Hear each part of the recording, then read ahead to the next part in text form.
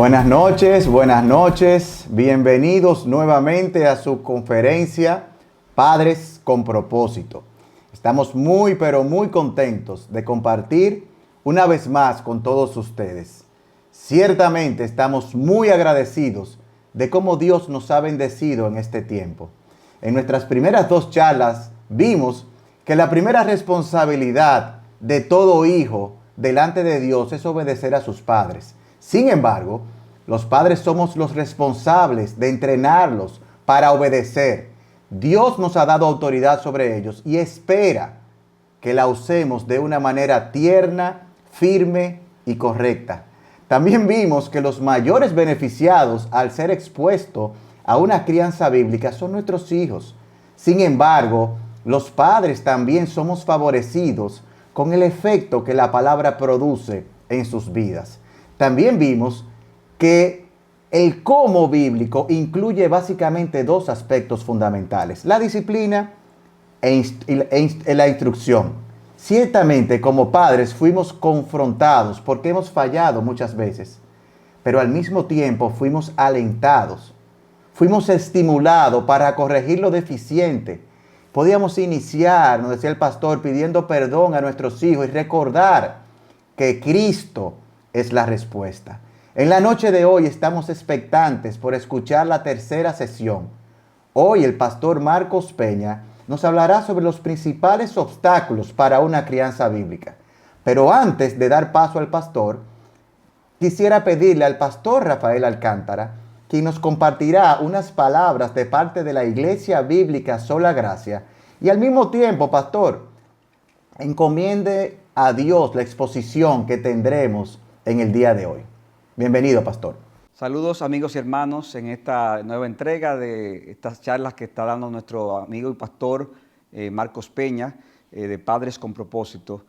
Antes de orar, yo quiero agradecerle a Marcos el hecho de que haya dispuesto de su tiempo y el esfuerzo que está haciendo por transmitirnos estas enseñanzas, que originalmente iban a ser dadas a los miembros de nuestra Iglesia Bíblica Sola Gracia, pero después el Señor movió las cosas para nosotros querer abrirlas y que fueran de bendición para muchos creyentes y padres del mundo de habla hispana, y también para que sea un medio que Dios quiere utilizar para para que el Evangelio de Jesucristo sea conocido. De modo que agradecemos a todos los que nos están sintonizando. Esperamos que sea de bendición, provecho todo lo que escuchen en estas charlas, y específicamente en esta charla de hoy de los principales obstáculos para una crianza bíblica.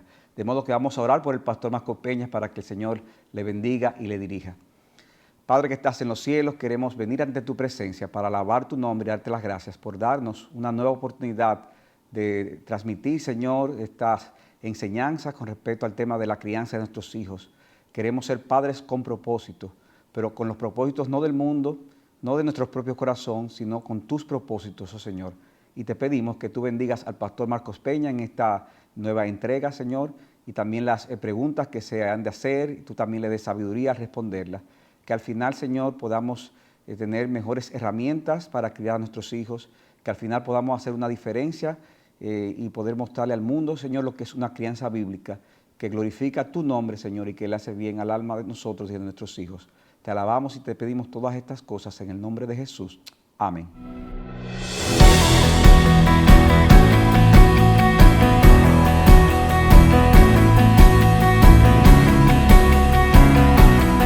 Bien, hermanos, un gozo estar de nuevo con ustedes en esta noche y orando al Señor que Él use su palabra para traer frescura a nuestras almas, ánimo, aliento, estímulo, reto. Una de las cosas que tenemos que decir es que hacer la voluntad de Dios no siempre es fácil en la vida de pecadores como nosotros. Cuando uno ve que las Escrituras tienen mucho que decirnos acerca de la crianza y lo compara con lo que está pasando en muchísimas familias cristianas, donde los hijos parecen no tener control y donde pareciera que no hay forma de que obedezcan a los padres, uno se pregunta, pero ¿y qué es lo que está pasando? Bueno, mis hermanos, nosotros estamos capacitados por el Señor para hacer lo que tenemos que hacer, pero debemos ser conscientes que hay muchos obstáculos que debemos vencer para poder tener una crianza bíblica sobre nuestros hijos. Y cuando hablamos de obstáculos, hablamos de algunos que no tienen que ver con nosotros, sino más bien con nuestro entorno. Están allí independientemente de lo que nosotros seamos, pensemos o queramos. Están allí sencillamente y se convierten en un obstáculo. Pero también hay otros que están en nuestro interior y que pueden uno o más de ellos estar dificultando que nosotros criemos a nuestros hijos como Dios espera. Así que permítanme dividirlos en dos grupos. Vamos a ver en primer lugar 4 que no tienen que ver con nosotros, pero que nos afectan, y 8 que están ligados a nuestras personas.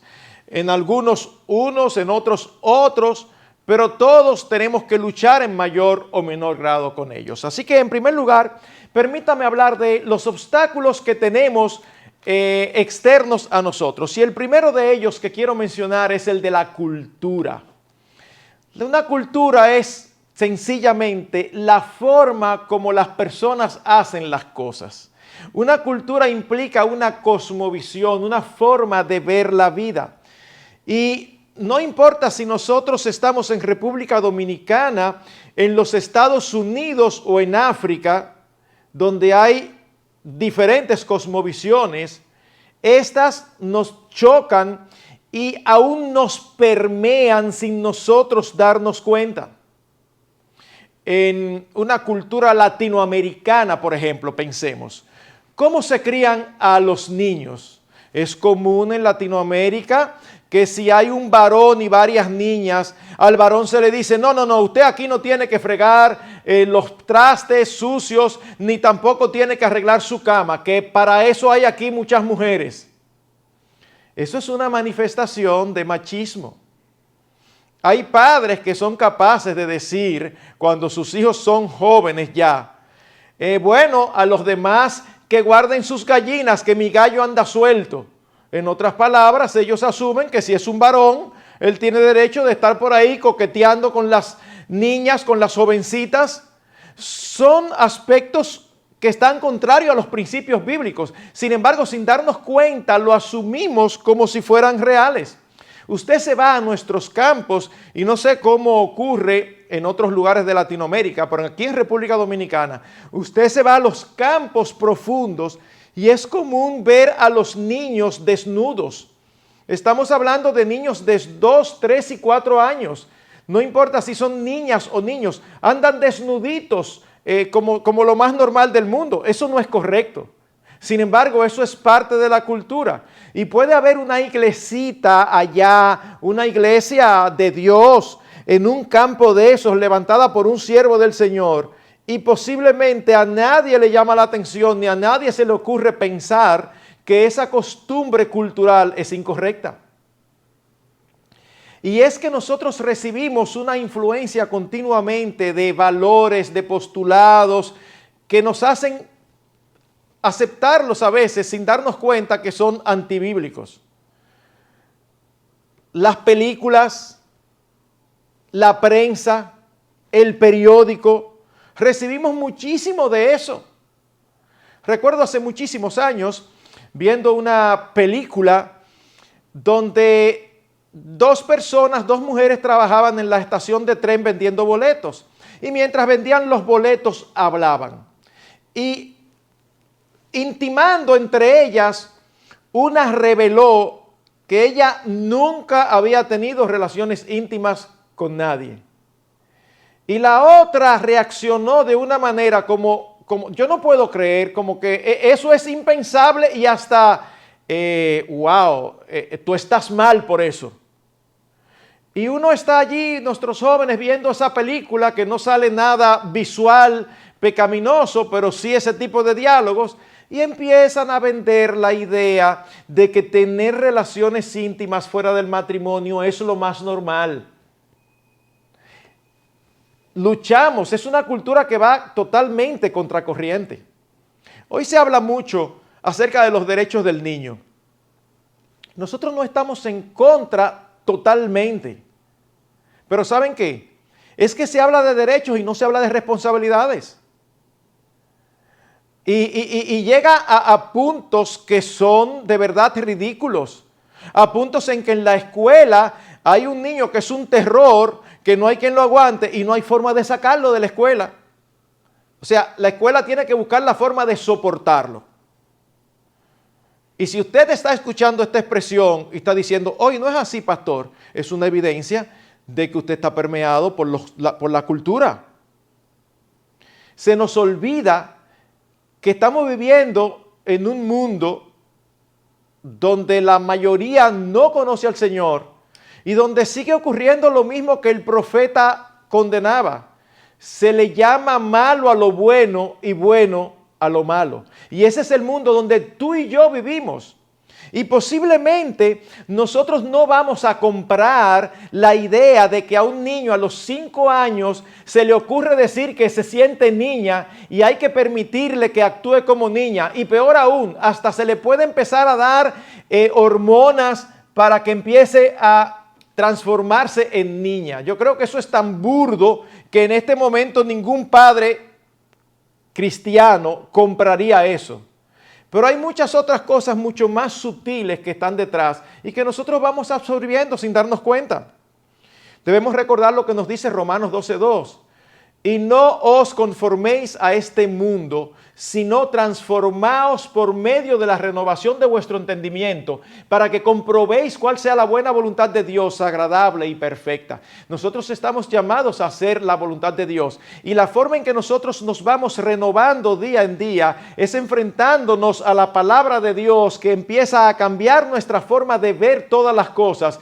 Y una mente renovada es lo que produce una vida renovada que puede impactar en todas las áreas, incluyendo el área de la crianza. Pero en segundo lugar, otro obstáculo para la crianza bíblica lo encontramos en la psicología moderna. Y esto no significa, hermanos queridos, que ahora nosotros vamos a demonizar la psicología. No, yo creo que hay ciertas áreas particulares en la que puede ser útil. Sin embargo, muchos de sus conceptos son totalmente antibíblicos. ¿Usted no ha oído a creyentes hablando acerca de la importancia de elevar la autoestima del niño?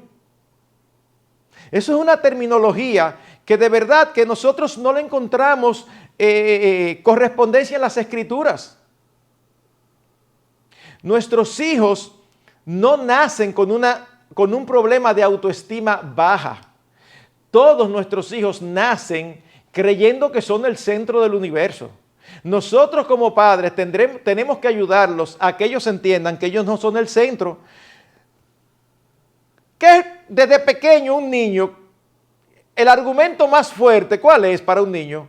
Oh, que yo quiero, pero mi hijo, mira, pero que yo quiero. Y todo es que él quiere, o sea, él quiere y ya para él eso es suficiente. Él no quiere que le den explicaciones, él no quiere que usted le diga lo que, él lo único que quiere es que se haga lo que él desea. Nuestra estima es altísima. No, pastor, pero yo conozco personas que andan por ahí deprimidas porque ellos creen que no son nadie.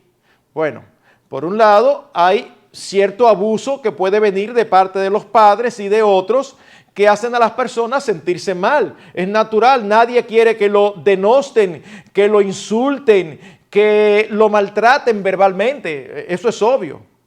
Sin embargo, cuando alguien tiene baja autoestima porque siente que no tiene las capacidades de otros o su personalidad no es tan atractiva como los demás y entonces se deprime, eso es una señal no de baja autoestima, sino de alta autoestima, porque no puede soportar que las cosas de este lado del sol sean diferentes a como él quiere.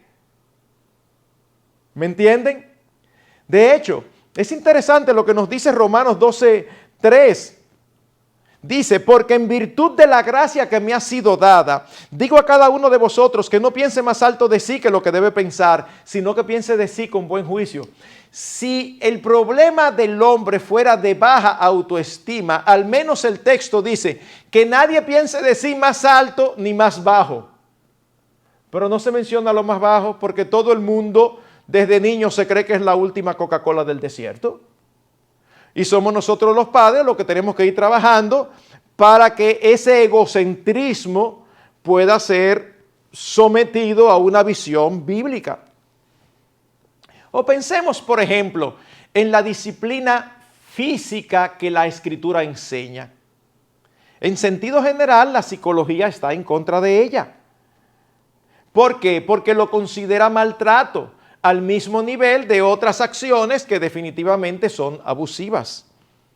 Unos expertos dicen lo siguiente: sugerimos que la reducción o la eliminación del castigo corporal podría tener grandes beneficios para los niños y para la reducción de la conducta antisocial en la sociedad. En otras palabras, esa conducta antisocial es fruto del maltrato físico. Y nosotros decimos, ¿es posible? ¿Y en qué es que diferimos? Bueno, que ellos llaman maltrato físico a una disciplina corporal administrada en amor, a lo que Dios llama una manifestación de amor de los padres hacia los hijos. Otro ejemplo, la psicología enfatiza muchísimo la importancia de ser uno mismo. O sea, es importante que tú seas como tú quieres, nadie tiene que imponerte. De hecho, cuando alguien viene y te impone, lo que puede crear es frustración. El ideal es que cada cual pueda cumplir sus gustos y comportarse conforme a su personalidad. Pero hermanos, ¿saben qué? Todos nosotros nacemos con una personalidad específica. Pero nosotros somos llamados a crear un carácter que agrade a Dios. Y todos tenemos aspectos de la personalidad que no ayudan a tener un carácter como el que el Señor demanda. Entonces aquí tenemos a alguien que es tímido. Y entonces los padres, movidos por esa influencia de la psicología, dicen, bueno, pero si él es tímido, déjalo, porque esa es su personalidad, él ha elegido ser así. No, ayúdalo, porque va a tener muchos problemas y muchas dificultades en la vida. Yo recuerdo, cuando estábamos criando, había una de mis hijas que tendía a ser hipersensible. Como decimos nosotros aquí, un cristal de Venecia que no se podía ni topar porque se ofendía por todo. Y en una ocasión están poniendo la mesa para el almuerzo y parece que había alguna agua que se había derramado en el piso y ella iba caminando hacia la mesa con algunos platos y estuvo a punto de caerse. Gracias al Señor no se cayó, pero la escena fue cómica porque tratando de no caerse y de que no se le cayera lo que tenía en la mano, las otras hermanas la vieron y entonces las otras hermanas se rieron. Pero como ella era una vajilla de Limoges, entonces ella dijo, va donde mí a darme la queja. Papi, a mí no me gusta. ¿Y qué pasó? No, que yo me iba a caer y mis hermanas se estaban riendo. ¿Y cuál es el problema con eso, mi amor? No, que a mí no me gusta. Bueno, posiblemente la mayoría de los padres hubieran dicho, no se rían si a su hermana no le gusta. En otras palabras, respétenla. Y eso no suena mal del todo. Pero eso no fue lo que nosotros le dijimos. Nosotros dijimos, mi amor, eso no importa, eso no tiene nada malo. No, pero que a mí no me gusta. Bueno, pues oye lo que te vamos a decir. En esta casa todo el mundo se ríe de todo el mundo. Eso no es algo que usted lo va a encontrar en un libro, ¿eh? Pero uno tiene que ayudar a sus hijos, porque esos son los mismos que luego crecen. A mí no me miró, a mí no me saludó, y luego tienen problemas con todo el mundo. Siempre los otros hacen algo contra él o contra ella, y le cierra muchísimas puertas. No. La Biblia dice que vuestra gentileza sea conocida delante de todos los hombres. Nosotros queremos hijos que sean educados, que sean amables, hijos que sean alegres, que tengan la capacidad de reírse de sus propios errores en lugar de amargarse. Son trabajos que tenemos que hacer sobre su carácter. Segunda a los Corintios 5:15 dice, y por todos murió para que los que viven ya no vivan para sí, sino para aquel que murió y resucitó por ellos. No podemos estar tan concentrados en lo que a mí me gusta, lo que yo quiero y todo es yo. No. Pero en tercer lugar, saben que la formación familiar y o las experiencias previas también pueden convertirse en un obstáculo. ¿Cuántas veces hemos visto a padres argumentar en contra de la enseñanza bíblica de la crianza con palabras como, pero ven acá, en mi casa nunca se hizo así, y mírame a mí, yo salí bien? Y tengo que confesar que en algunos casos ellos me han dicho, mírame a mí, y yo por dentro tengo que decir, por eso mismo. Pero imagínate cómo tú le vas a decir a una persona, pero date cuenta que tú tienes problemas en esta área, en aquella área. No hace eso. Pero no, otros dicen, esto para mí es increíble. Un jovencito o una jovencita de 15 años ya quiere tener novio.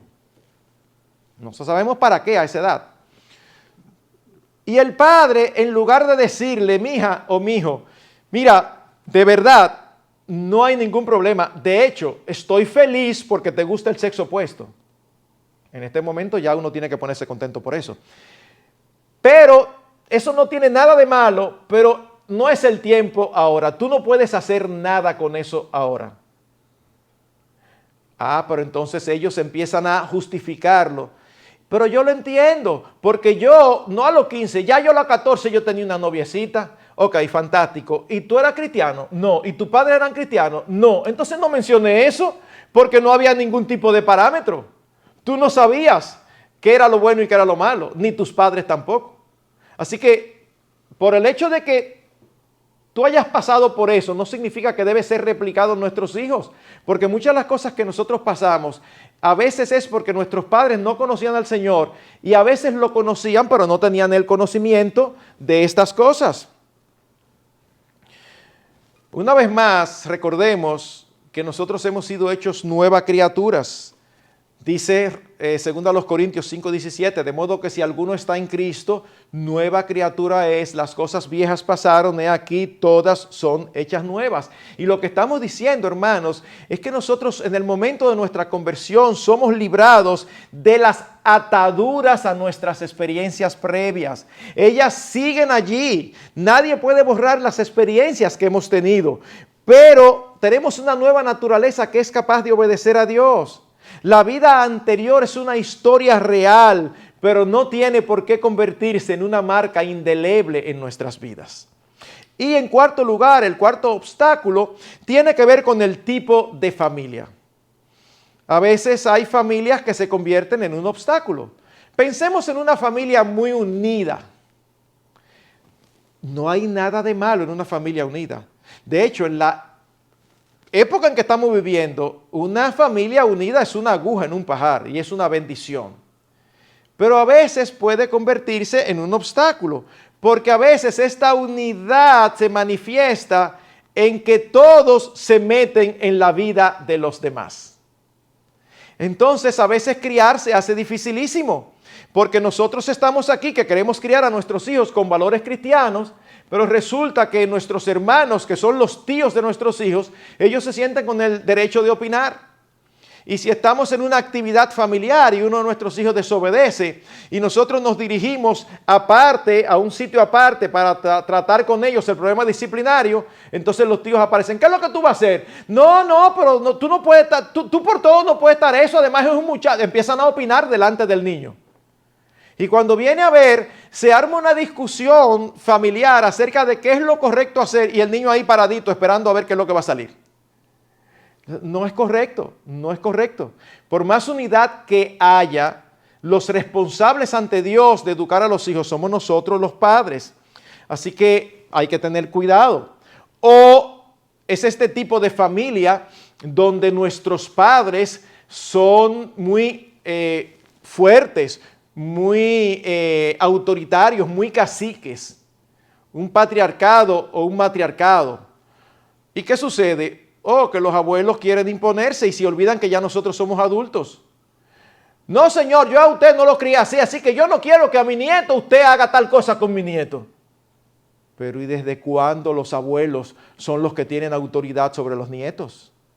No, los padres delante de Dios son los que tienen autoridad sobre los nietos, sobre sus hijos, perdón. O se irrespeta la autoridad paterna. Los padres se lo dejan a los abuelos y les dan instrucciones. O se lo dejan a los tíos con los primos. Pero resulta que no hacen caso. Miren, hay lazos familiares, pero los lazos familiares no necesariamente implican que cada hermano piensa igual. Y a veces ocurre que estamos criando diferente a como está criando nuestra hermana o nuestro hermano.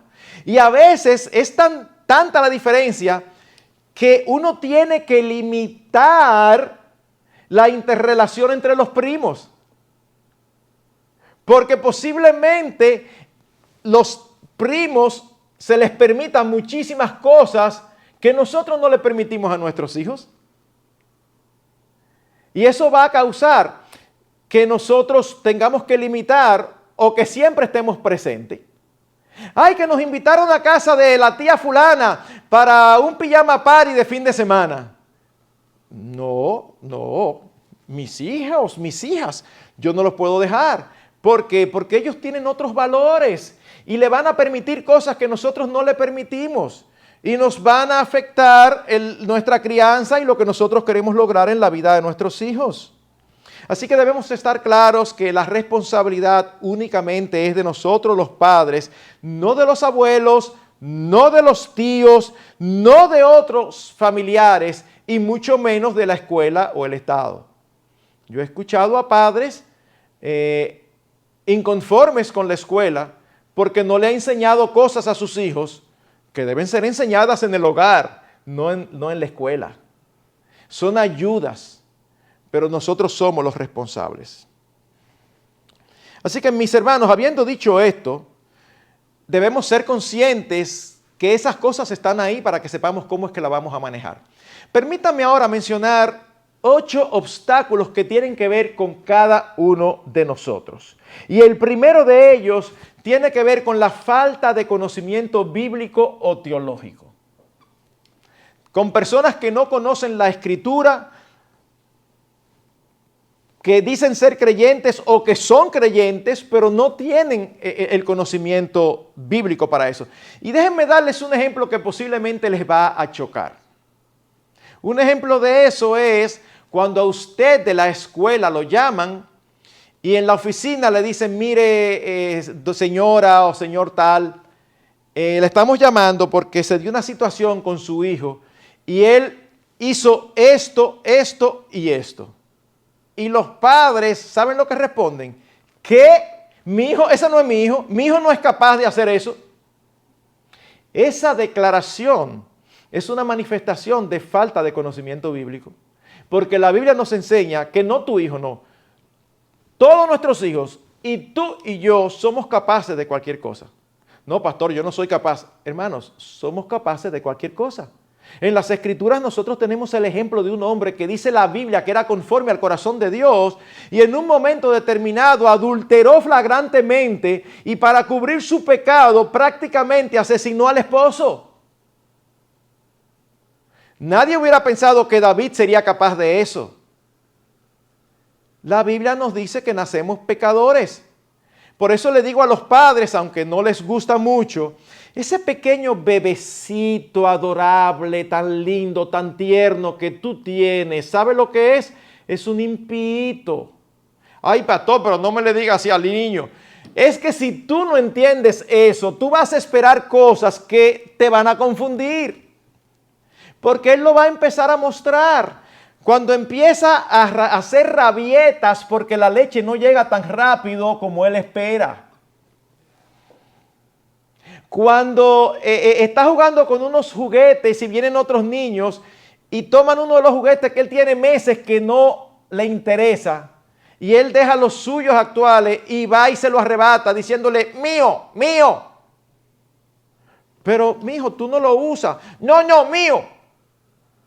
O sea, son iguales que tú y que yo. Somos pecadores.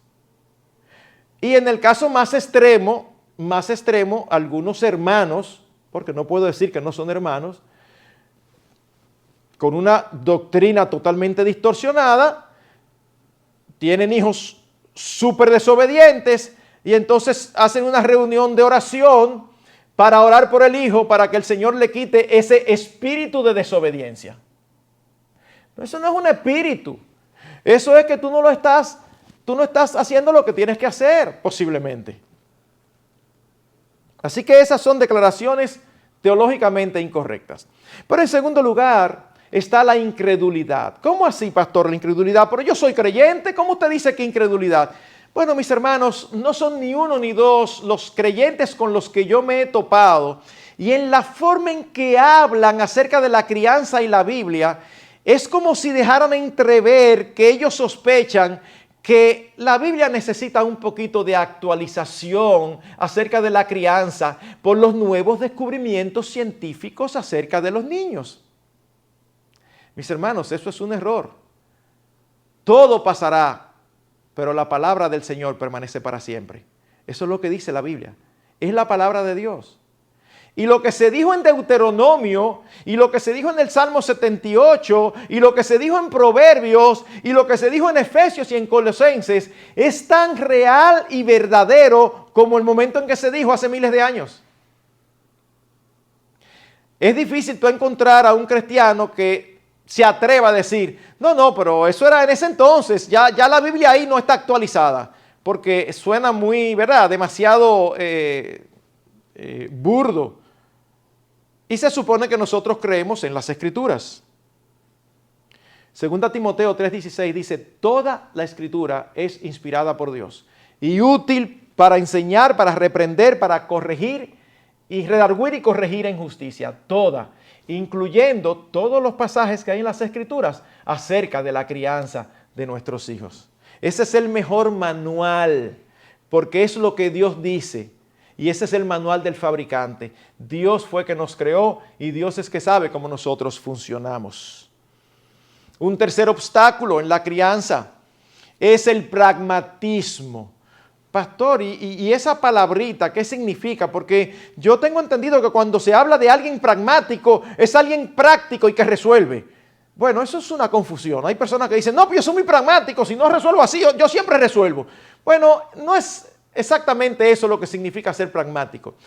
El pragmatismo es una corriente filosófica que evalúa los resultados de una acción o decisión, que evalúa si una acción o decisión está buena o mala en virtud de sus resultados. Déjenme explicar. Yo hice esto y logré lo que quería. Por lo tanto, como logré el resultado esperado, entonces estuvo bien lo que hice. ¿Incorrecto? Incorrecto. ¿Usted sabe de los problemas que uno a veces se sale diciendo una mentira? Es verdad que a veces se complica más adelante, pero en términos prácticos, a veces uno diciendo una mentira se sale de un problema y ya. Entonces está bien. No, está mal. ¿Por qué? Porque Dios dice que la mentira es pecado. ¿Ven? Nosotros no vamos tras resultados, nosotros vamos como padres tras la obediencia. Y eso es importante, mis hermanos, que nosotros lo tengamos pendiente. Ustedes han visto, ¿saben cómo se manifiesta el pragmatismo cuando usted oye a padres diciendo eso? Total, yo no sé para qué uno cargarse tanto con esto de la crianza, porque mira un papá impío y mira la hija que dio una estrella convertida y todo, y una muchacha, mira, eso es una estrella. Y mira aquel hijo de aquel pastor, aquella hija de aquel pastor, un hombre de Dios, que tenemos la certeza que le enseñó fielmente, y míralo por ahí haciendo y deshaciendo, terrible. ¿Cuál es el problema de esa argumentación? El problema de esa argumentación es doble. En primer lugar, que asume que nosotros tenemos control sobre los resultados. Nosotros no tenemos control sobre los resultados. Nosotros solamente tenemos control con hacer lo correcto. Dice la Biblia que la salvación es del Señor. No somos nosotros los que tenemos la capacidad de convertir a nuestros hijos. Es el Espíritu Santo que hace esa obra. Pero el segundo problema que tiene ese enfoque es que compara personas. No debemos comparar personas porque nadie es igual a otro. ¿Tú quieres hacer una comparación? Entonces yo te diría, bueno, mira, si esa muchacha es así, criado con padres inconversos, si hubiera sido criada con padres piadosos en el Evangelio, fuera increíblemente mejor. Y aquel bien criado o aquella que fue bien criada y que ahora es alguien que no quiere saber de Dios, si hubiese sido criada en otro hogar, posiblemente estuviera presa o muerta. ¿Ven? Es la persona consigo misma que hay que comparar. Porque como quiero repetir, no somos responsables de los resultados, sino de obedecer. Nosotros tenemos en las Escrituras un ejemplo de alguien que actuó de manera pragmática y no fue alabado, sino más bien fue censurado. Estamos hablando del rey Saúl. En un momento determinado, Samuel le dijo, espérame hasta que yo llegue para ofrecer sacrificio. Y Samuel no llegaba. Y el ejército que tenían delante los duplicaba, triplicaba, cuadruplicaba. Era un ejército inmenso. Y mientras pasaban las horas, el ejército empezó a desertar. ¿Saben lo que se le ocurrió a Saúl? Voy a ofrecer sacrificio yo para que esta gente no se me vaya. Y no bien había terminado de ofrecer sacrificio, ¿qué ustedes creen que sucedió? Llegó Samuel. Y cuando Samuel le dice, ¿pero qué es lo que tú has hecho? Él le dio su explicación. No, mira, yo hice esto para lograr tal cosa. ¿Qué le dice? Ah, bueno, está bien. No, dice, locamente has hecho. Y por cuanto no obedeciste la voz de Dios, serás desechado del reino. ¡Wow! No vamos tras resultados, vamos tras obediencia. Siguiente obstáculo, egoísmo. Y por amor a la claridad, aunque todos pensamos saber lo que es el egoísmo, permítame dar una definición. Es el inmoderado y excesivo amor a sí mismo que hace atender desmedidamente al propio interés sin cuidarse del de los demás. Esa es una definición no cristiana, es una definición que usted la encuentra en el diccionario de la Real Academia Española. ¿Y cómo esto se convierte en un obstáculo? Nosotros vemos padres hoy que no quieren que nada le cambie su rutina, que nadie le demande esfuerzos. De hecho, somos una generación que no está acostumbrada al sacrificio. Y los padres llegan a sentir que los hijos son una carga.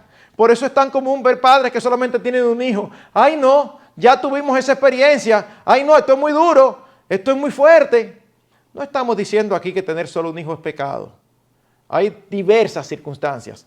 Lo que estamos diciendo es que no podemos ver a los hijos como una carga, porque la Biblia dice que son una bendición. La Biblia dice que son herencia del Señor y que bienaventurados aquel que tiene hijos. Feliz. Pero ¿qué pasa? Ahora no podemos mantener el mismo ritmo de salidera y de compartir con nuestros amigos, porque entonces hay que estar cuidando de los niños.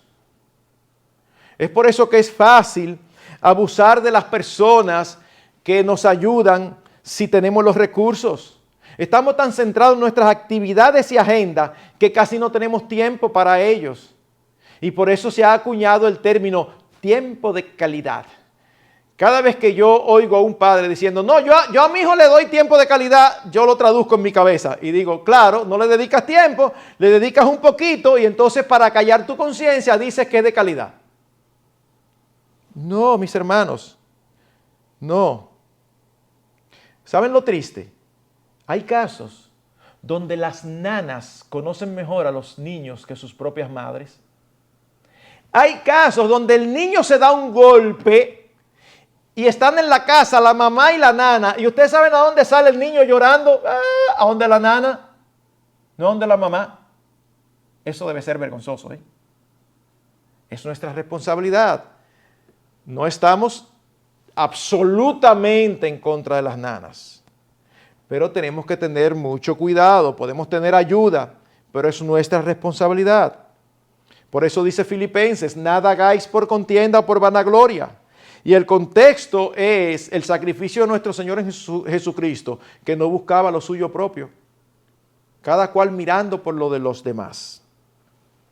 Pero hay un obstáculo muy cercano al egoísmo, que es un amigo íntimo del egoísmo y que andan íntimamente ligados, y es el orgullo y la autosuficiencia. Orgullo y autosuficiencia. Es una derivación lógica del egoísmo. Como el egoísta da mucha importancia a todo lo suyo, eso incluye su imagen y su reputación. Sin embargo, el orgullo se convierte en un obstáculo para tratar con su propio pecado. Son padres que se les hace difícil reconocer sus pecados, padres que se les hace difícil aceptar sus errores o faltas, reconocer su culpabilidad y pedir perdón. Y esto es sencillamente terrible. Yo recuerdo cuando era niño, de esos juegos que uno jugaba ya entre la niñez y la pubertad, y empezamos en la calle a tirarnos piedrecitas.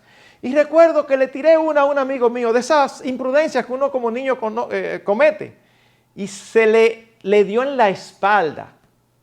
Y el amigo mío cayó al piso y se paró inmediatamente, retorciéndose del dolor, pero diciendo, nada, no me diste, retorciéndose del dolor. De verdad, a mí esa imagen no se me ha quitado. Yo digo, pero es increíble, no acepta. Del presidente Richard Nixon se dice que era así, a tal grado que cuando él llegaba con mucosidad nasal y tosiendo, él era incapaz de reconocer que tenía gripe. Siempre daba una excusa. ¡Wow! Imagínense en algo tan sencillo como eso. Pero dice las Escrituras en Proverbios 28:13, el que encubre sus pecados no prosperará, mas el que los confiesa y se aparta alcanzará misericordia. ¿Y qué tiene esto que ver con la crianza? Oh, mis hermanos, usted sabe las veces que tú y yo como padres vamos a pecar contra nuestros hijos. Porque eso es lo grande. Si te dicen, tú no eres perfecto. No, yo lo sé. Pero que no te señalen la imperfección. Tú y yo vamos a pecar contra nuestros hijos. Y cuando pecamos contra ellos y somos incapaces de pedirles perdón, le estamos haciendo un daño. Estamos endureciendo sus corazones y le estamos mostrando una visión distorsionada de Cristo y de su evangelio. El evangelio de Cristo es un evangelio de perdón. Yo todavía puedo recordar perfectamente la primera vez que yo tuve que pedir perdón a mi hija, a la mayor. En ese entonces solamente estaba ella. Y si estaba la segunda era pequeñita. No recuerdo si era año y medio que tenía o no recuerdo la edad. Pero sí recuerdo que a medianoche empezó a llorar. En esa época los Pampers eran un lujo y nosotros lo teníamos como algo ahí preciado solamente para salir. Lo que tenían eran pañales de tela que se enganchaban con unos alfileres. Así que empieza a llorar a medianoche, yo me levanto, voy a la habitación y le digo, ¿qué pasa, mi amor? Y llorando con su vocecita, me dice que ella quiere ir a dormir con nosotros. Yo la reviso para estar seguro que no tenía nada que le estuviera pinchando, que no estuviera en sucia.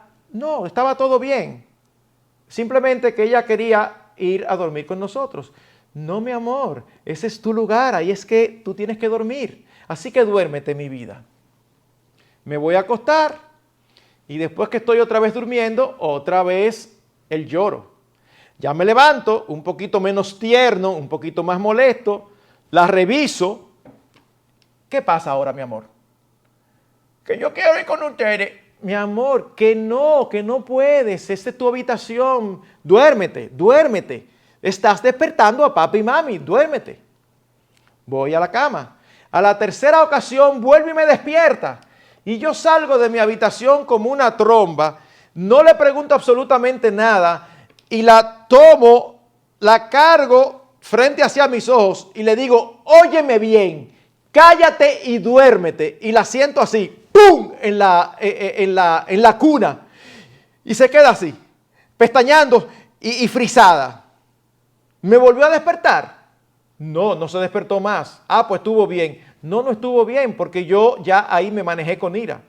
Así que recuerdo que esa fue la primera vez de varias a lo largo de la crianza que tuve que pedirle perdón. Al otro día, mi amor, ¿tú te acuerdas que anoche papi hizo esto? Perdóname porque papi te trató con aspereza. Gracias al Señor, ellos son tan tiernos. Sí, papi. Pero en la medida que van creciendo, miren, si aquí hay un padre que está oyendo y nunca le ha pedido perdón a sus hijos, solamente hay dos opciones. O usted nunca ha pecado contra ellos o usted es un orgulloso. Y estoy seguro que la primera no es. A menos que usted sea un ángel y tenga en el closet las alas guardadas. Y yo no creo que haya ninguno que me esté oyendo aquí. Tenemos que aprender a dejar el orgullo y pedir perdón a nuestros hijos. Cuando no se quieren reconocer las dificultades, los problemas o las limitaciones, otro daño que hace es que tampoco se quiere buscar consejo. ¿Usted ha visto a esos padres? Mira, son mis hijos y nadie tiene que meterse. Somos tú y yo que tenemos que resolver. Eso es verdad que son ustedes que tienen que resolver. Pero se puede buscar siempre la ayuda de personas más experimentadas. ¿Cuál es el orgullo? Yo no quiero lucir bien. Yo quiero darle lo mejor a mis hijos. ¿Por qué no quieres buscar consejo o ayuda? Por lo que dice Proverbios 26:12. ¿Has visto hombre sabio en su propia opinión? Más esperanza hay del necio que de él. Otro obstáculo muy común y poco detectable. Cuando tenemos un orden de prioridades incorrecto en nuestras vidas. Cuando tenemos un orden de prioridades incorrecto en nuestras vidas. Y esto se manifiesta de muchas maneras. Permítame dar varios ejemplos.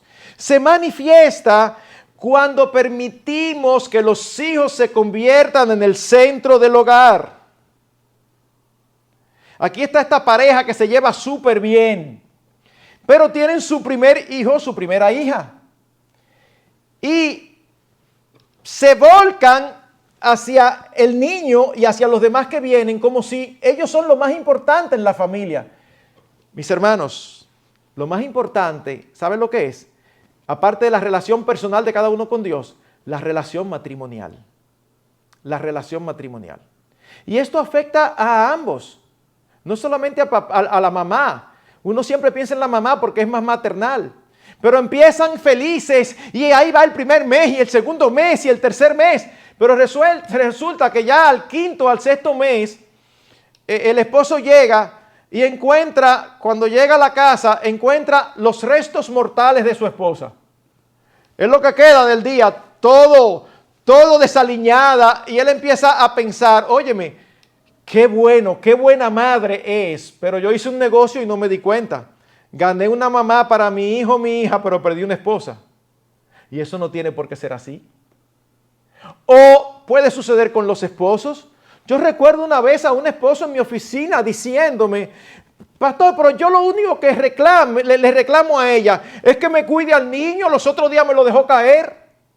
Y yo no podía creer lo que yo estaba oyendo. Es como, ¿y qué tú crees que tú tienes? ¿Una niñera? No es una niñera que tú tienes una esposa. Se te pudo haber caído a ti también. Los hijos no son el centro del hogar, el matrimonio lo es. Y si usted quiere que sus hijos crezcan emocionalmente estables, lo que mayor estabilidad emocional da, ¿saben qué es? Cuando ellos ven que papi y mami se aman y que papi y mami nos aman, pero que para papi mami es lo más importante y para mami papi es lo más importante. Eso les da a ellos una certeza y una seguridad que no la da cuando ven a los padres en conflictos. Por eso dice Génesis 2:24, por tanto el hombre dejará a su padre y a su madre, se unirá a su mujer y serán una sola carne. Pero este de orden de prioridades se manifiesta también de otra manera. Cuando las posesiones son más importantes que el tiempo dedicado a los hijos. Hermanos, yo soy consciente que hay matrimonios que tienen la necesidad de trabajar ambos para suplir las necesidades del hogar. Yo soy consciente de eso. Pero al mismo tiempo, como pastor, les puedo decir que un alto porcentaje de los que dicen que lo hacen por necesidad están variando el significado de necesidad.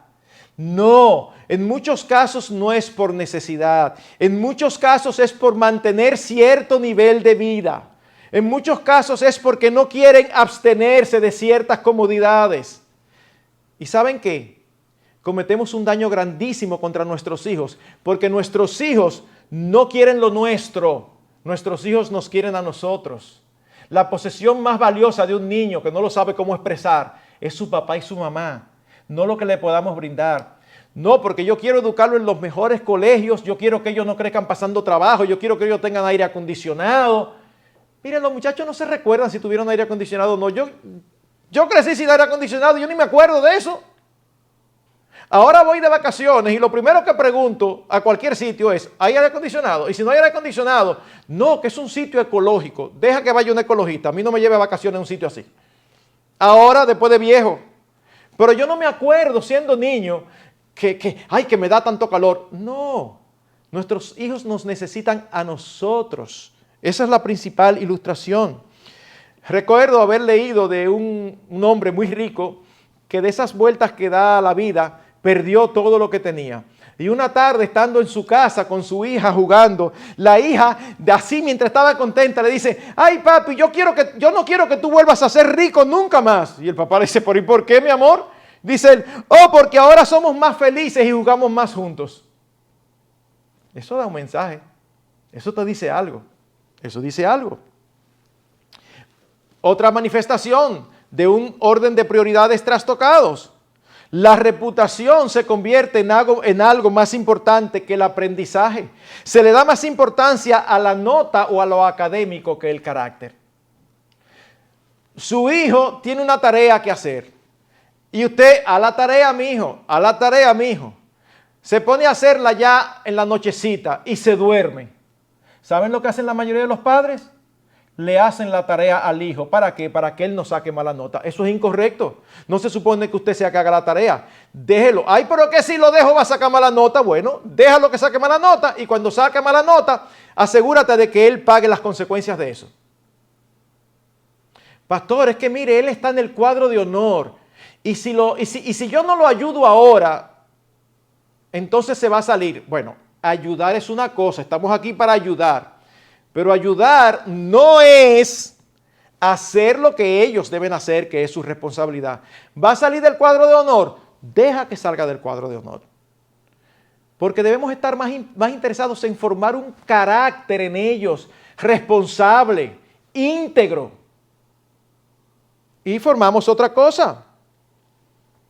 O, por ejemplo, y este es el último ejemplo que voy a poner de relaciones de orden de prioridades trastocado, cuando se le da más importancia a las relaciones que al daño que pueden sufrir nuestros hijos. Por ejemplo, yo no le quiero decir a mi hermano que cuando vayan allá, que a mí no me gusta que él permita que naveguen por el internet sin control, porque él es muy, tú sabes que él es muy sensible y es capaz de ofenderse. Bueno, díselo de la mejor manera posible. Díselo con todo el amor del mundo. Pero el alma de tu hijo es más importante. Ustedes no se imaginan la cantidad de muchachos que se han metido al mundo de la pornografía y no fue en su casa. Fue porque estando en casa ajena, donde había un poquito más de libertades, usted tiene todos los equipos ahí controlados, pero en la casa del hermano tal no le dan mucha mente a eso. Y el amiguito, ven a ver. Y por primera vez ven y quedan atrapados. Como pastores nosotros lidiamos con adultos. Y créanme, hay muchos adultos al día de hoy dañados o fuertemente impactados por cosas que vieron y que hicieron cuando eran niños que nunca debieron haber pasado. Así que de verdad, el alma de nuestros hijos es mucho más importante que cualquier relación. Buscad primeramente el reino de Dios y su justicia. Permítanme mencionar dos más y con esto terminamos. Por un lado está la personalidad. Este es quizás el argumento más usado. Ay, pastor, yo escucho todo eso, pero es que yo no soy así. Es que no es un problema de cómo tú eres. La salvación de Cristo y su evangelio incluye no solamente ser librados de la esclavitud del pecado, sino también, y me van a escuchar decir esto mucho, Cristo nos libra de la esclavitud a nuestra propia personalidad. Porque cuando los adultos dicen, pastor, es que, mira, tú tienes que ser cariñoso con tus hijos. Pastor, es que yo nunca he sido cariñoso en mi vida. ¿Y? O sea, ya tú crees que ya tú diste el argumento. Tus padres necesitan un papá cariñoso. Tus hijos, perdón, necesitan un papá cariñoso. Tus hijos necesitan una mamá cariñosa. Y si tú no eres así, cuando ellos nacen, empieza a practicar. Empieza a cambiar. Es que yo soy muy seco. Bueno, empieza a no serlo. La Biblia nunca pregunta cómo somos. La Biblia solamente nos dice cómo debemos ser. Y recuerda 2 Corintios 5:17, si alguno está en Cristo, nueva criatura es. Las cosas viejas pasaron, he aquí todas son hechas nuevas. Así que no te aferres a como tú eres para dejar de hacer lo que como padre y madre tienes que hacer. No, va a requerir cambios. Todos vamos a tener áreas que nos van a costar un poco más que otras, pero vale la pena por el alma eterna de nuestros hijos. Y finalmente, un obstáculo muy fuerte es la subjetividad. ¿A qué nos referimos? Bueno, lo subjetivo es opuesto a lo objetivo. Lo objetivo tiene que ver con lo que ocurre. Lo subjetivo tiene que ver con cómo nosotros lo percibimos. Y parte del problema de padres subjetivos es que tienden a no ser conscientes de los pecados y las debilidades de sus hijos. En todo colegio, en todo conglomerado, todos nosotros, yo estoy seguro, todo el que me escucha, estoy seguro que conoce padres que no conocen a sus hijos. Porque hablan de sus hijos y uno dice, ¿serio? No, pero eso no puede ser. Eso no puede ser. Todo el mundo lo conoce, menos sus padres. Ustedes han visto esos niños que tienen, que nosotros decimos en dominicano, el muchacho tiene una musiquita por dentro. Es de lo que tira la piedra y esconde la mano. ¿Saben cuál es el problema? Que todo el mundo sabe que él es capaz de hacer eso. Menos los padres están totalmente engañados. Ay no, él es muy bueno. Y todo el mundo sabe que es terrible y los padres no lo aceptan. Miren, y eso es muy común. Hace muchos años yo escuché la historia de alguien que estaba hablando de uno de sus hijos en un cumpleaños. Y la verdad es que cuando yo escuché las cosas que dijo, yo me quedé boquiabierto. Digo, no, pero no puede ser. Y otras personas que también conocían el caso dicen, pero no puede ser. Porque estaba resaltando virtudes que eran precisamente el área donde sus hijos tenían problemas. No debemos ser ciegos, le hacemos un daño porque no podemos trabajar con los pecados de nuestros hijos que no vemos. ¿Y saben qué es lo peor de la subjetividad? Que es como la música. ¿Usted cree que el hermano que no entona sabe que no entona? No, él está cantando ahí al lado suyo, el mismo himno que usted. Y cada sílaba que él canta es una nota diferente y él asegura que está cantando lo mismo. Él no se da cuenta. Si se diera cuenta, entonara.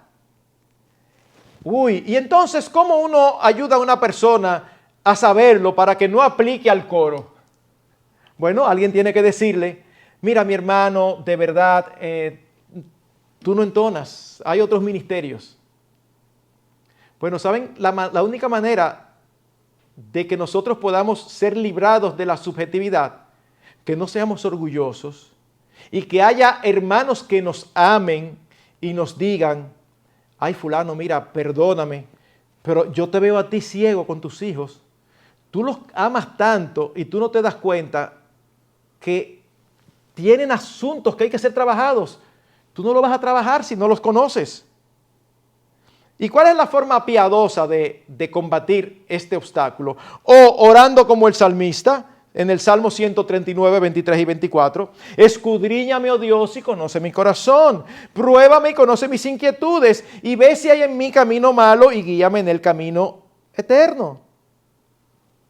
Y si realmente somos subjetivos, no va a ser con una voz del cielo que nosotros vamos a saber que no. es a través de las personas cercanas que se van a atrever con mucho temor y temblor a acercarse y a decirnos, veo que no estás siendo consciente de las dificultades de tus hijos.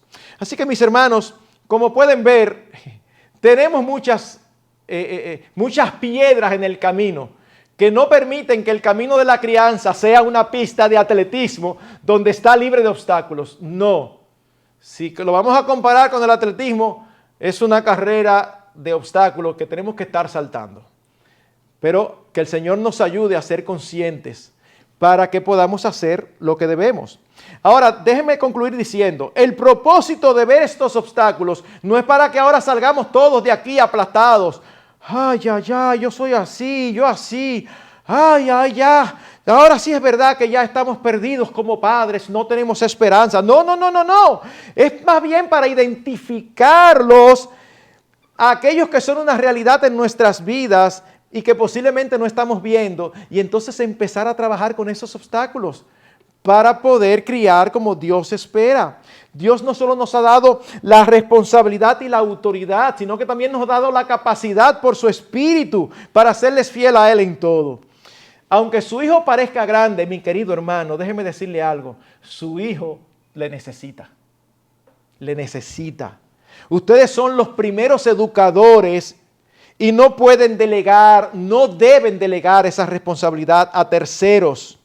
Necesitamos ir a la palabra de Dios para superar estos obstáculos, porque no es una tarea fácil la que tenemos por delante. Se requiere de cada uno de nosotros como padre conocimiento de la palabra de Dios, convicción de que es la verdad, disposición de pagar el precio que sea y perseverancia para creer que a su tiempo cegaremos si no desmayamos. Que el Señor nos ayude.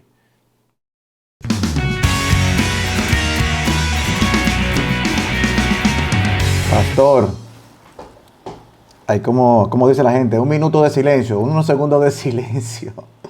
Gracias, de verdad.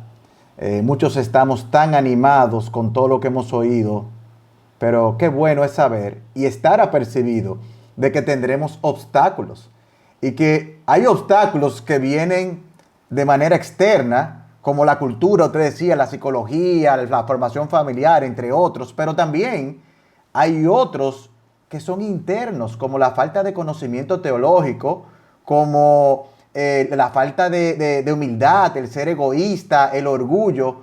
La verdad que me encantó cuando usted decía que cuando nosotros pecamos o fallamos como padres, no debemos olvidar que nosotros debemos pedirle perdón a nuestros hijos y que cuando no lo hacemos es uno de los factores que más pueden endurecer sus corazones y al mismo tiempo muestra una visión distorsionada de Cristo y de su evangelio. Sin embargo, pastor, ahora nos toca la segunda sesión. Vamos al tiempo de preguntas y respuestas con algunas de las preguntas que hemos recibido. Y yo sé que usted habló en algún momento de alguna de estas cosas que nos han enviado, pero me gustaría hacerla para tratar de ver esos casos particulares y no solamente ver la instrucción, sino verlo en un caso práctico con el consejo que usted nos pueda dar. La primera pregunta que nos envían dice, mi hija tiene 3 años y ella repite que Jesús murió por nosotros y dice que le pide perdón por sus pecados. ¿Qué debo decirle luego de eso? Si lo más probable es que no sea una obra de Dios, sino algo aprendido de su ambiente. ¿Cómo guiar a los niños a Jesús en estos contextos cuando ellos saben qué decir y muchas veces saben decir lo que nosotros queremos oír?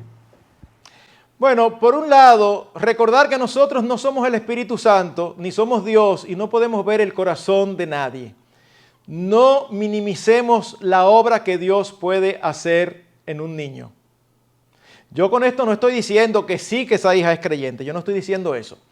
Pero la manera en que nosotros debemos tratar eso mientras ellos pasan por la niñez es cada vez que ellos dicen que le piden perdón por sus pecados al Señor, uno felicitarlos por haberlo hecho bien. Lo que no debemos hacer es pensar que por eso ya son cristianos verdaderos. Así que nosotros no le vamos a decir, tú eres creyente porque de los 3 años tú hiciste una profesión de fe. No, Pero tampoco le diga que no lo es, porque nosotros no vemos el corazón. Pastor, ¿y entonces cómo lo manejamos?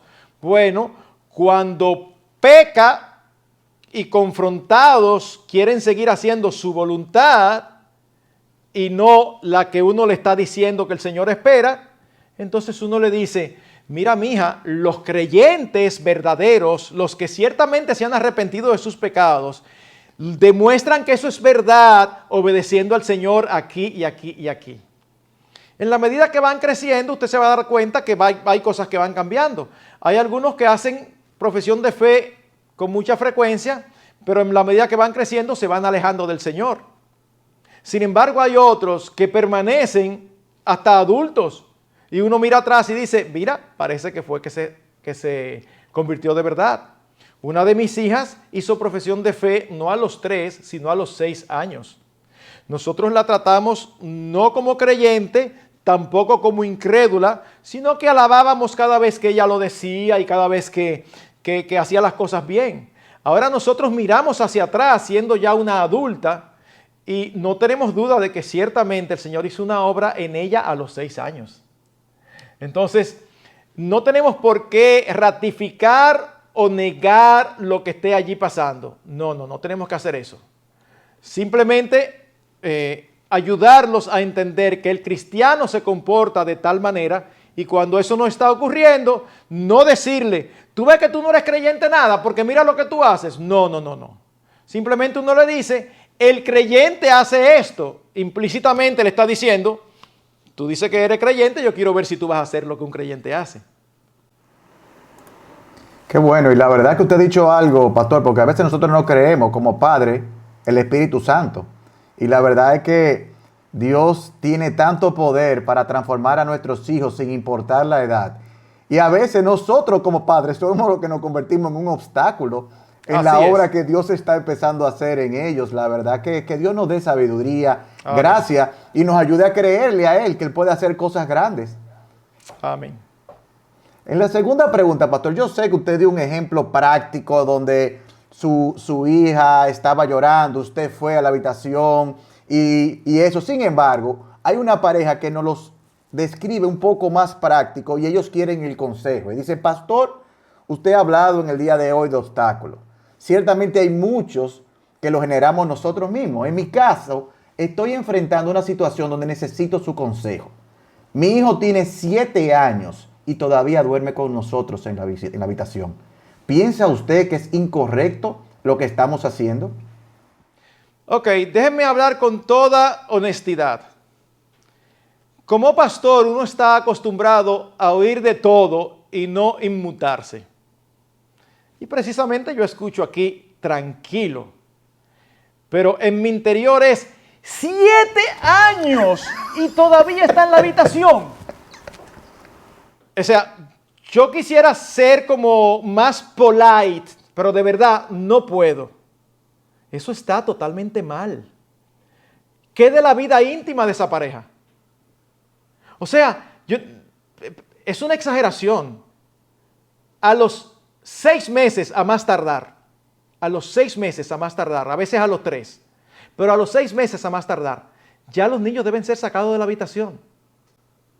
Y son muchos los casos que uno maneja donde tienen 1 año, 2 años, 3 años. Y a veces ni siquiera es la mamá la que quiere tenerlos ahí adentro, a veces es el papá. Hermanos, eso era lo que nosotros decíamos, es que no hay ninguna razón de ser para uno tener al niño dentro de la habitación. Hay una relación íntima entre papá y mamá, ellos tienen que tener privacidad. Déjenme hacer una excepción, que no creo que sea el caso. Hay personas o hermanos, y son un mínimo porcentaje, que son tan pobres que lo único que tienen para vivir es una habitación con sus hijos.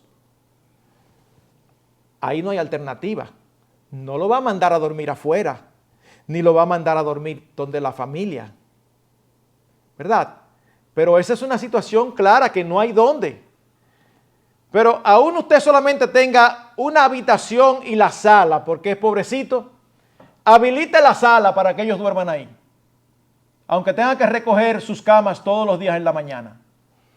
Eso atenta directamente contra el matrimonio, es totalmente incorrecto y crea una dependencia dañina de los hijos hacia los padres. Crea una dependencia que no es buena. Uno tiene que criar a los hijos que ellos aprendan a tener su espacio, que ellos aprendan a tener cierta independencia, porque tenemos que prepararlo para la vida. Así que lamentablemente, vuelvo y digo, yo quisiera ser más suave, más político, pero ahora les va a dar, va a ser dificilísimo sacar a ese muchacho. O sea, cuando lo saquen a los 7 años, ¿verdad? Si es que siguen nuestro consejo, posiblemente la primera noche ese muchacho ni duerma, porque no sabe lo que es dormir solo a los 7 años. Pero miren, mis hermanos, eso no es negociable. Eso no es negociable. Porque al final ellos terminan creciendo, convirtiéndose en adultos, creando su propia familia. ¿Y quiénes quedan? Papá y mamá. Y ahora, ¿cómo tú y yo vamos a vivir solos? Ya no podemos nosotros ni dormir porque nos hace falta el muchacho ahí en el medio. O nos hace falta aquí su camita al lado. No, eso no es sano, mis hermanos. De verdad, con todo el amor del mundo, pero también siendo fieles, eso no es sano. Gracias, pastor. Yo recuerdo unos amigos que tuvieron mucho problema en la adolescencia, entre 13 y 14 años, con su hija, por la cantidad de temores que tenía. Y haciendo análisis y evaluando el caso, se dieron cuenta que gran parte de los problemas venía por eso que usted acaba de decir. La niña durmió muchos años con ellos en la misma habitación y luego pues fue muy difícil para ella. Ella no se sentía segura cuando no estaba con ellos. Yo no sé si usted ha experimentado ese tipo de casos también. Sí, es así. Entonces, le están haciendo un daño sin querer. Perdón, ¿cómo decía, pastor? Le están haciendo un daño al niño sin ellos quererlo. Sin ellos querer hacer el daño, pero lo están haciendo. Aparte que le están haciendo un daño a su relación matrimonial. Claro, y esa inseguridad se extrapola en todas las áreas de la vida, se extrapola en el trabajo, se extrapola en la universidad, se va exponiendo en muchísimas áreas de la vida. Es decir, que Dios nos dé sabiduría para ser fieles de verdad en ese aspecto. Por Así último, mismo es, pastor, hay dos escenarios y los dos son malos. O no hay intimidad entre ellos por la falta de privacidad, y eso no es correcto. O se arriesgan a tener intimidad cuando está dormido. Cualquiera se despierta y despertarse y observar a su papá y a su mamá teniendo relaciones, eso no es algo sano ni bueno para ningún niño. No que las relaciones no sean sanas y buenas, son sanas y buenas porque fueron creadas por Dios para los esposos. Es que no es sano y bueno para un niño ser testigo de eso, porque no está creado por Dios así. Así es. Pastor, por último, usted hablaba de esos padres que trabajan fuera de la casa y que muchas veces algunos lo hacen simplemente por tener más cosas, otros lo hacen por necesidad. Sin embargo, alguien que parece que está viviendo ese caso nos envía la siguiente pregunta. Pastor, tanto mi esposo como yo trabajamos fuera de casa. Nuestros hijos antes iban a la escuela en la mañana y luego hasta las 5 se quedaban con la persona que nos ayudaba en la casa.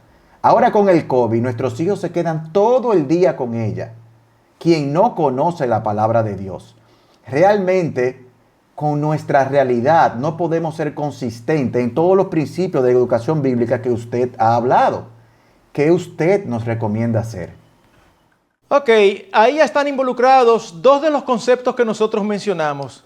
Por un lado, el concepto de prioridad y por el otro, la definición de necesidad. Yo no conozco el caso, pero debo decir una vez más que muchas veces lo que un matrimonio llama necesidad es más bien comodidad o deseo de mantener cierto estatus, cierto nivel de vida. Así que es lo primero que hay que evaluar, si realmente es necesario que los dos trabajen. Necesario significa que si uno no trabaja, no hay para comer. Eso es lo que significa necesario.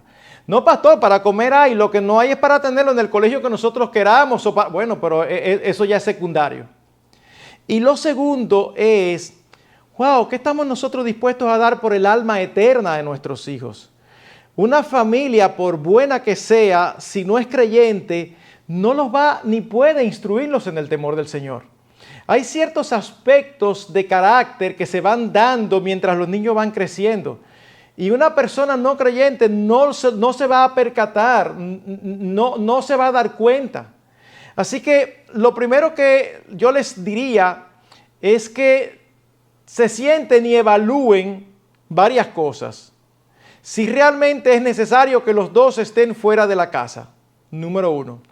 Número 2, si no hay algo que la esposa pueda hacer en la casa que les produzca ciertos ingresos, pero que al mismo tiempo puede estar con sus hijos. Si el trabajo no puede ser hecho de manera virtual y que no le ocupe todo el tiempo. O si realmente es una necesidad, pero al mismo tiempo tienen un claro sentido de prioridad, ¿por qué no buscan uno de los dos otro trabajo que sea a una hora diferente del cónyuge? De manera que en la casa siempre esté uno de los padres, o el papá o la mamá. Ah, pastor, pero que eso es muy incómodo. Bueno, pero ¿tú quieres lo mejor para tus hijos o tú no quieres lo mejor? Porque nosotros todos decimos que queremos lo mejor, pero hay sacrificios que no queremos hacer. Entonces, ¿qué tanto lo valoramos? Porque definitivamente una persona que no conoce al Señor no va a lograr lo que nosotros queremos. Yo me acuerdo cuando nuestras hijas crecieron, en el caso particular mío, que nunca aprendí inglés fluido, yo decía, yo no quiero que a mis hijas les pase eso, así que las teníamos en clase de inglés. Pero no queríamos a temprana edad ponerla en un instituto, porque ahí no hay control, nosotros no podíamos estar presentes, uno no sabe lo que pasa, y aunque era muy importante para nosotros que aprendieran inglés, lo espiritual era más importante. Así que nosotros tuvimos el privilegio de tener una hermana en Cristo. Me sonrío porque digo una hermana en Cristo y es hermana tuya. Es hermana tuya. Con Fanny. Fanny les daba clases. Fanny. Entonces déjenme darles un ejemplo sencillo. Ellas tenían facilidad para el inglés. En un instituto, ¿saben lo que iba a hacer? Que le iban a upar. Ay, pero ustedes sí le va bien. Ustedes sí son inteligentes. Yo no quiero que le upen eso a mis hijos. Nosotros no necesitamos que nos... Necesitamos cierto, ¿verdad? Cierto estímulo, pero no que nos eleven el ego. Sin embargo, al tener una profesora creyente, ella se daba cuenta cuando ese orgullo salía y les decía, mira, no tenga orgullo por algo que no depende de ti, que fue Dios que te lo dio. Dios es que le da a cada cual. Y si ustedes tienen esa inteligencia, esa facilidad, ¿sabe qué? Tienen más responsabilidad porque Dios le va a demandar a cada cual de acuerdo a cómo le dio. Así que nosotros la mandamos donde tu hermana y nosotros estábamos felices, nosotros no teníamos que ir. Cuando estaban en clase de música o en clase de costura o de cualquier otra cosa, su mamá siempre iba y estaba ahí con ellos. Un espécimen raro, porque todos esos muchachos sueltos y resulta que las hijas nuestras con su mamá ahí. No es que tiene que entrar. No, tranquilo, es aquí. ¿Por qué? Porque yo quiero proteger a mis hijos mientras están pequeños de ciertas influencias. Pero hay que criarlo independiente. También, pero todo a su debido tiempo. Así que siempre hay cosas que pueden hacerse. Lo primero es que nosotros estemos claros que lo más importante luego de nuestra relación con el Señor y de nuestra relación con nuestras esposas y esposos es que nosotros enseñemos a nuestros hijos la verdad de Dios, porque tienen almas eternas que fueron puestas a nuestros cuidados. No somos responsables de que se salven, pero pudiéramos ser responsables de que se pierdan. Amén, pastor. Muchísimas gracias. Yo la verdad que hasta dolor de cabeza tengo de tantos obstáculos. Sin embargo, quiero traer a mi mente, como usted terminó, usted decía que el propósito de ver estos obstáculos no es salir de aquí abrumados y aplastados como padre, sino que más bien era identificarlos, aquellos que son una realidad en nuestra crianza, que tal vez muchos de ellos ni los estábamos viendo. Y me encantó de verdad el final de su conferencia. Usted decía, sabemos que ser padre no es una tarea fácil, pero que Dios nos ha dejado su palabra para superar todos estos obstáculos. Que Dios nos dé gracias, de verdad, la gracia, y que nos estimule ahí su palabra para superar estos obstáculos. Pues la verdad, lo que tenemos no es una tarea fácil, pero descansamos, como usted decía, en que Dios estará a nuestro lado.